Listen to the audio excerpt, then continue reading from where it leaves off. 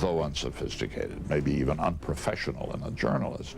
It's so much more fun. One of America's most cherished broadcasters held a startling secret that jeopardized his credibility. For 29 years, Charles Kuralt had two lives as a loyal and committed CBS journalist and the financially supporting father figure of a second family. While on air, he was known to his viewers as an elegant broadcaster. Traversing the back roads of rural America, he was planning, purchasing property in Montana, and meeting the costs of a higher education for his second family behind the scenes. Kuralt maintained two distinctly different lives, and this incredible ruse remained concealed until his death. A letter exposing his dual lifestyle opened the doors to a scandalous truth that would forever impact public opinion. But how did a man admired for honesty and storytelling manage to hide such a secret life for decades? Early life and rural roots. While Charles Kuralt was indeed born in Wilmington, his connection to the city was a fleeting one. His mother, Ina, had chosen to have him born there in Wilmington specifically because the James Walker Memorial Hospital was an option. She gave birth to Charles there on September 10, 1934, after which she and her husband, Wallace, returned with their new son to her parents' big tobacco plantation farm in Enslow County. The farm, at 1,001 acres, was Charles's early boyhood home. There, life was solidly rural. The house had no electricity, indoor plumbing, or even a sink. Water was supplied by a pump on the porch, accessed by a suspended gourd on a nail. Wood stoves provided heat in winter. In the midst of these primitive conditions, early Charles found joy in arts and crafts. He created kites from newspaper using flour paste and secured them with tobacco string, flying them so high above the barn that he chuckled and said God himself could see the headlines. He even made slingshots out of dogwood branches and entertained himself by poking Venus flytraps with pieces of straw. Years went by, and the Kuralt family moved all over the place. Their travels began in Washington, North Carolina, then had a pause in Steedman, and then Savannah. They did land, though, in Charlotte in the mid-1940s, after Wallace Kuralt got a promotion to oversee the Mecklenburg County Social Services Department. Each time he moved meant new things to try.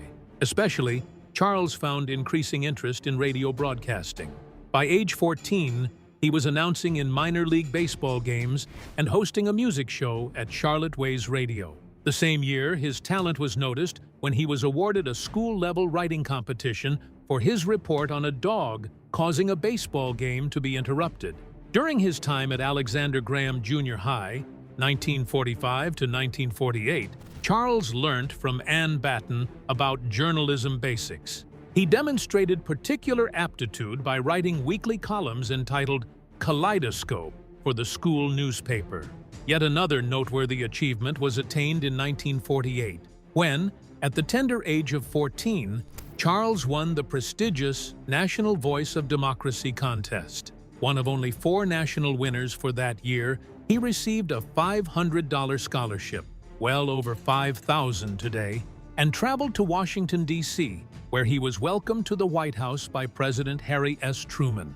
He delivered his victory speech in colonial Williamsburg, in the very location where Patrick Henry had famously shouted, "If this be treason, make the most of it." Charles later indicated that he intended his own speech to have the same right-wing American passion.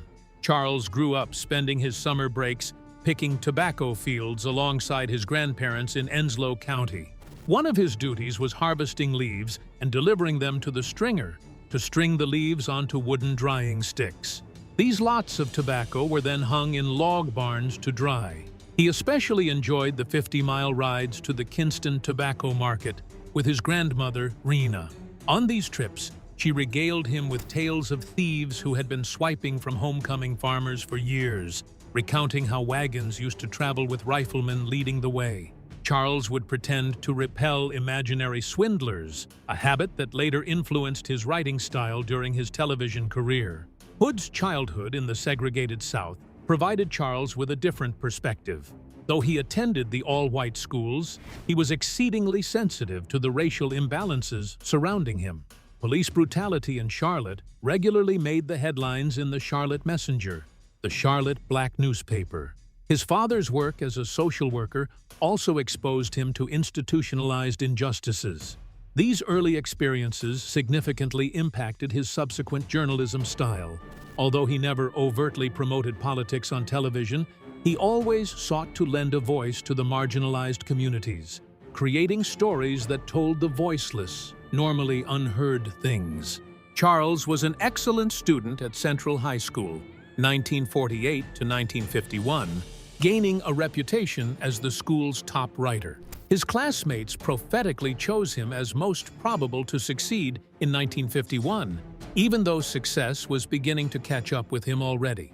At the age of 14, he was already a radio announcer, had won first prize in the Voice of Democracy contest, had met a U.S. president, and had been awarded a significant scholarship. His editing skills for the school newspaper caught the attention of professional journalists. When he matriculated at the University of North Carolina at Chapel Hill in 1951, he majored in history and had an amazing after-school program. He worked at a number of radio stations, including WNC and WCHL, calling football and basketball games, creating radio documentaries, and finishing his coursework with ease. But behind all this early success, was there something deeper driving Charles? Something that hinted at his future destiny? Education and formative years. Charles Kuralt was very versatile in his college years at St. Anthony Hall Literary Fraternity. His mental sharpness had nothing to do with academics. He possessed an outstanding ability to analyze and digest information quickly. While his peers struggled to handle multiple duties, Kuralt was an expert multitasker.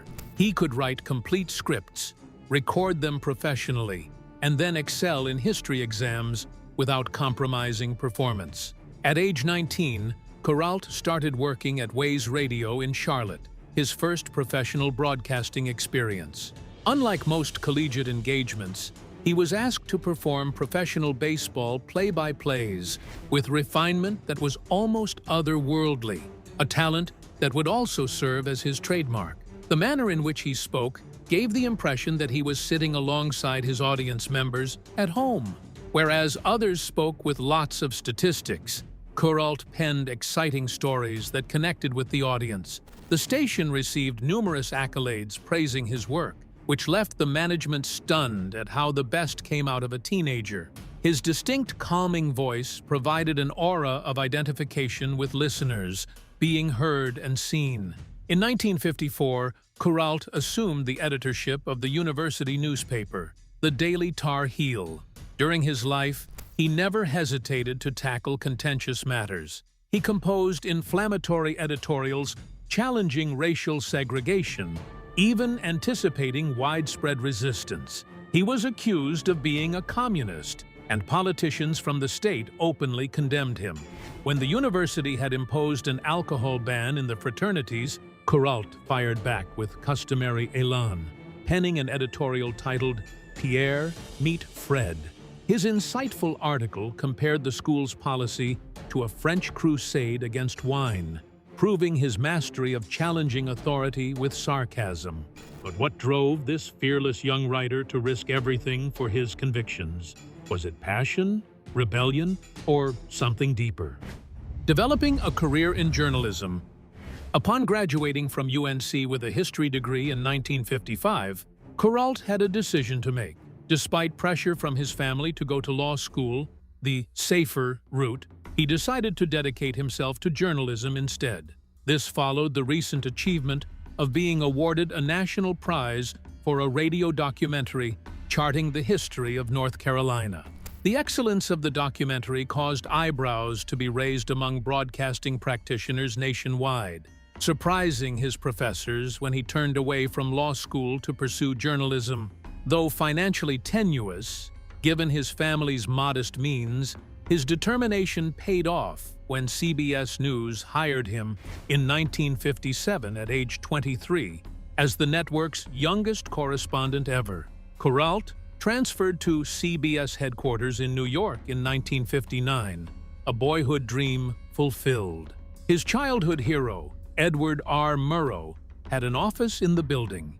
After a short period as a writer on Morrow's late-night broadcast, Kuralt was abruptly put on the TV news team.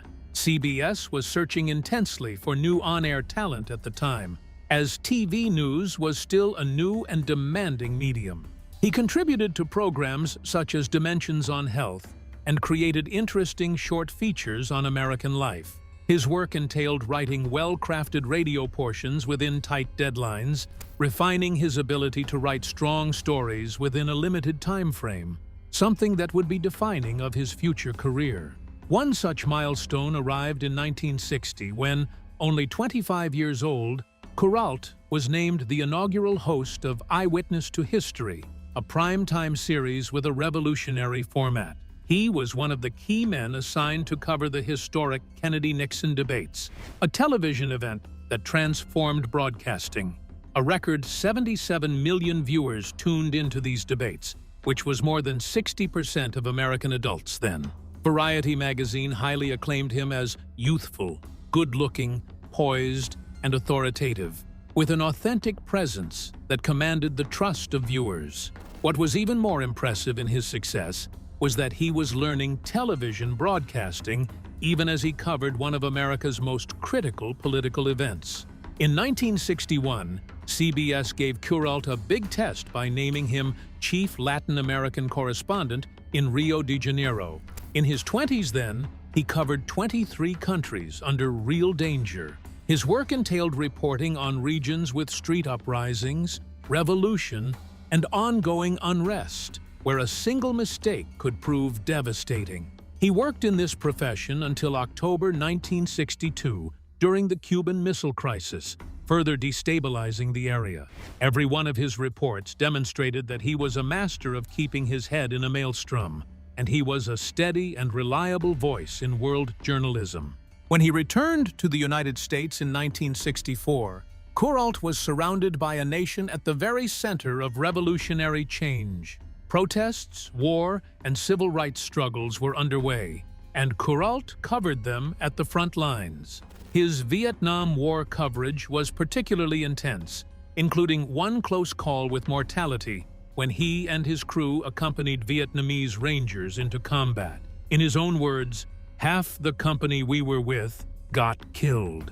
We were lucky as hell not to get killed." He produced a Christmas special in 1965 from Vietnam that caught on tape a poignant moment when a soldier was shot just before the camera. He also reported from Selma, Alabama, during civil rights marches, where his gentle interview style elicited strong emotional responses from the interviewed. It took 9 children out of the cotton fields, out of poverty, out of Mississippi. By 1967, Kuralt was exhausted from competitive coverage and the perpetual pursuit of great stories. Wanting to mix things up, he proposed something unconventional to CBS managers. How about no assignments at all? How about 3 months of just rolling down the Great American Highway just to see what I could see? Taking a cue from John Steinbeck's Travels with Charlie, his suggestion didn't take off at first. Nevertheless, after obtaining permission on the condition of keeping costs low, Kuralt and cameraman Isidore Blackchman traveled out in the fall of 1967 in a small motorhome. Their unadorned car contained only minimum luxuries: soiled seats and a refrigerator stocked mostly with beer and soft drinks, and their food consisted largely of peanut butter and crackers. Each day, they would consult a map and select a location that was roughly 100 miles from where they were. This humble concept became something legendary, spanning a period of more than several decades. Through the years, they employed 6 motorhomes and traveled more than 1 million miles, documenting 500 segments in 48 states. Out of these stories, Kuralt learnt about things rarely found in standard news programming: goodness, integrity, and meaning to the lives of common people. But what unexpected twist transformed this humble road experiment into one of the most beloved series in television history? Rise to prominence at CBS.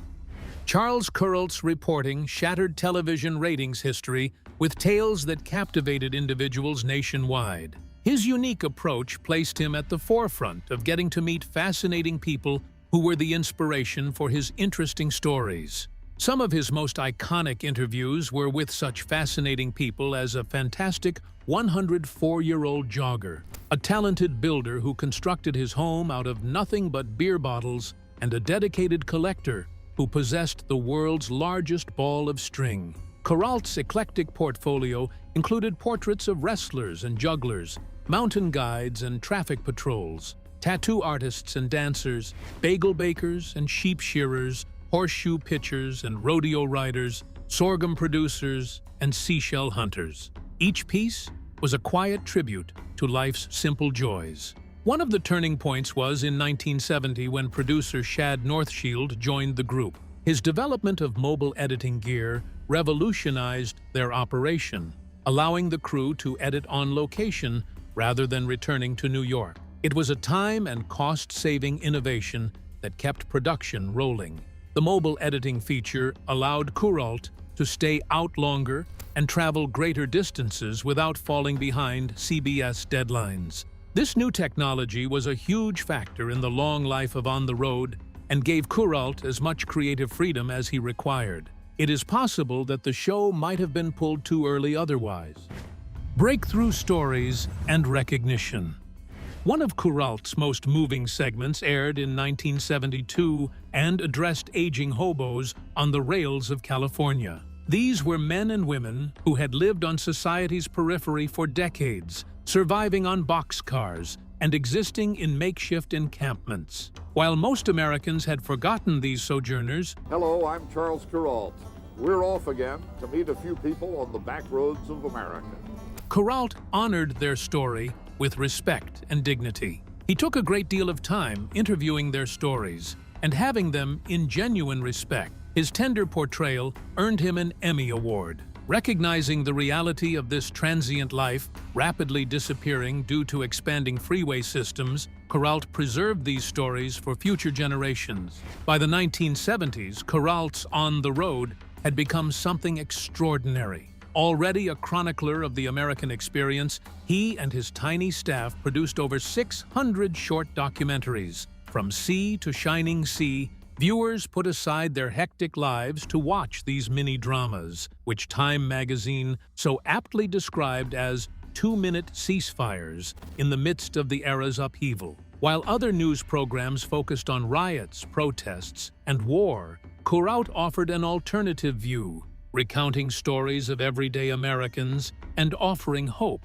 Rather than taking highways, which he believed allowed drivers to move from coast to coast without sensing anything true, he took the side roads. Through his journeys, which numbered over 1 million miles and wore out 6 motorhomes, Kuralt encountered true America, eliciting great acclaim for his approach. He received an award for his work in 1975 with his second Peabody Award. His detractors even labeled him a bicentennial historian, but his colleagues praised his magnificent chronicle of America's geography and people. The most popular feature in 1974 was the story of Montana's Ira Perkins, a fervent schoolteacher who had instructed in the same tiny schoolhouse for 53 years. Beginning in 1933 during the Great Depression, when his monthly allowance was just $60, Perkins exhibited unflagging devotion to teaching. Impressively, he went to teach the grandchildren of his original pupils.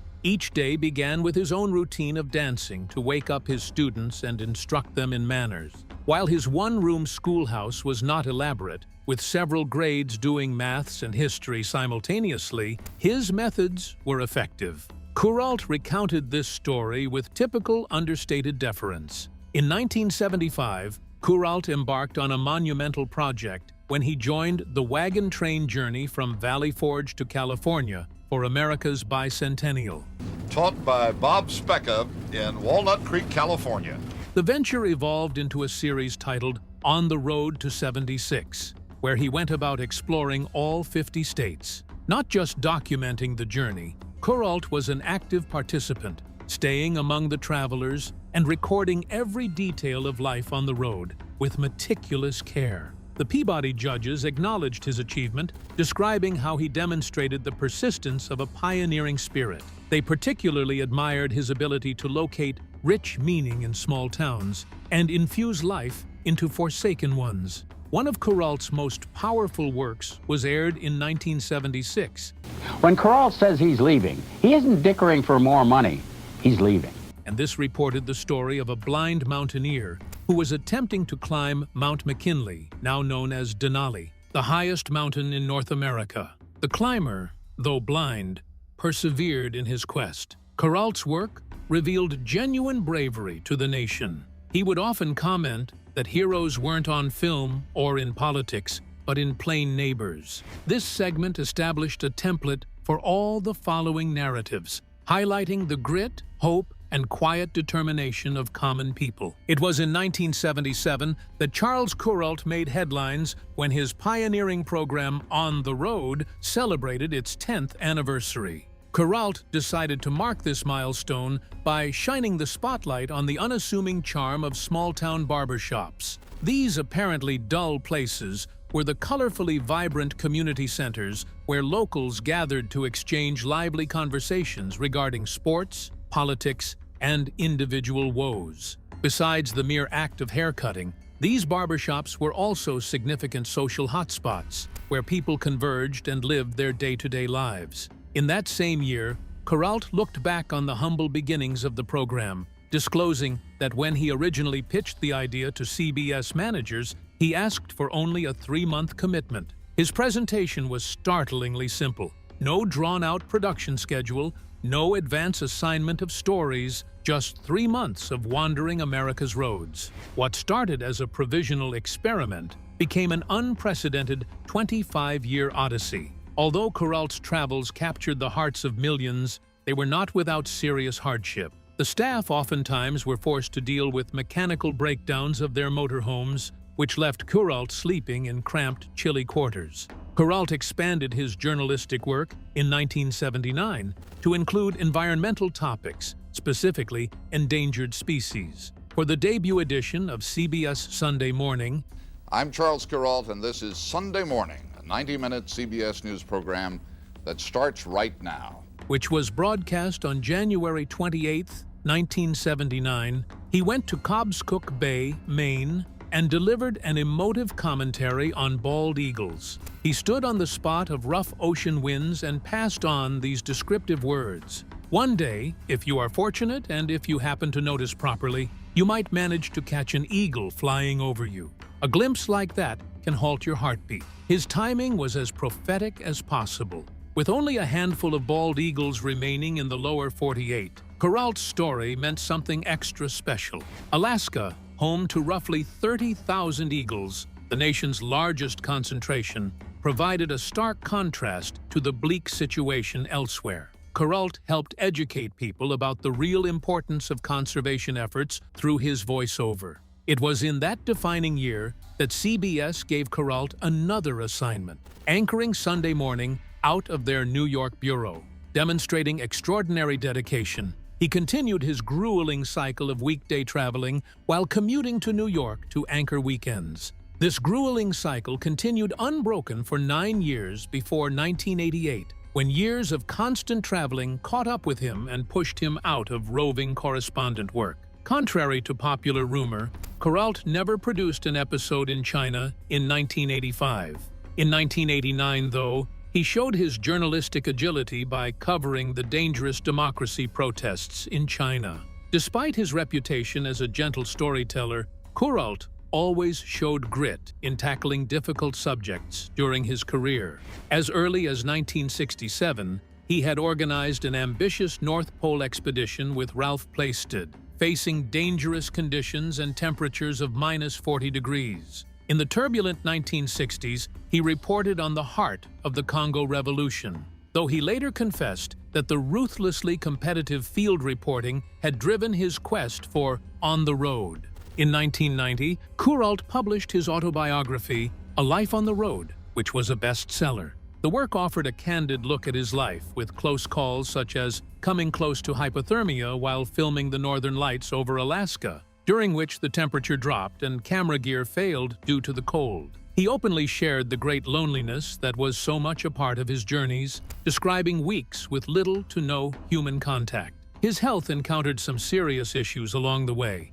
including a nearly lethal case of food poisoning in Louisiana that required a 5-day hospitalization and a harrowing close call with a rattlesnake in Arizona. Under periods of severe stress, he confessed to pulling over at times simply to vent pent-up emotions by screaming at the sky. Sunday Morning prospered under Kuralt's tenure, earning lofty praise in the form of 3 Peabody Awards in 1979, 1982, and subsequent years. One of the program's most novel features was its 90-second vignettes of nature, presented without commentary, which exposed the enchanting moments of seasons changing. One of the joys of the road is feeling the seasons change. These tales required meticulous planning, with every segment taking 3 to 5 days' worth of shooting. Production staff would wait hours patiently for that perfect lighting or wildlife movement. Kuralt was a perfectionist to the extent of recording voiceovers up to 12 times to ensure getting it just right. He personally screened all accepted stories, rejected dozens each week. His dedication paid its dividend, for viewers began to set their clocks ahead on Sundays alone in order to see the show. By the early 1990s, the program had a huge fan base of over 6 million U.S. viewers. Kuralt retired on April 3, 1994, at the age of 59. Though many anticipated him being awarded the Presidential Medal of Freedom in 1996, the honor was withheld from him, but his journalism career had earned him numerous awards, including induction into the Television Hall of Fame and the much-respected Walter Cronkite Award for Excellence in Journalism. Kuralt remained active in broadcasting even in retirement, creating a new program, An American Moment, and hosting I Remember, a show that examined pivotal moments in history. His other life. On June 1, 1962, Charles Kuralt entered the courtroom of a New York City hall to appear in front of a judge for a 1-minute wedding ceremony. His wife, Suzanne "Patty" Baird, was a successful attorney whose union with the young journalist appeared to be a straightforward affair for passers-by. Patty had no idea this was the beginning of a 35-year charade. 2 years before, Kuralt had ended a romance with his college sweetheart, Sori Guthrie, whom he wed in 1954. Now he offered Patty a life together on Manhattan's Upper East Side. But within 6 years, their life would begin to unravel in ways she could not envision. It was in 1968 that Kuralt encountered Patricia Shannon in Reno, Nevada. A 3-time mother and much-respected community activist, Patricia entered Kuralt's world during a period of national unrest, following the senseless assassinations of Martin Luther King Jr.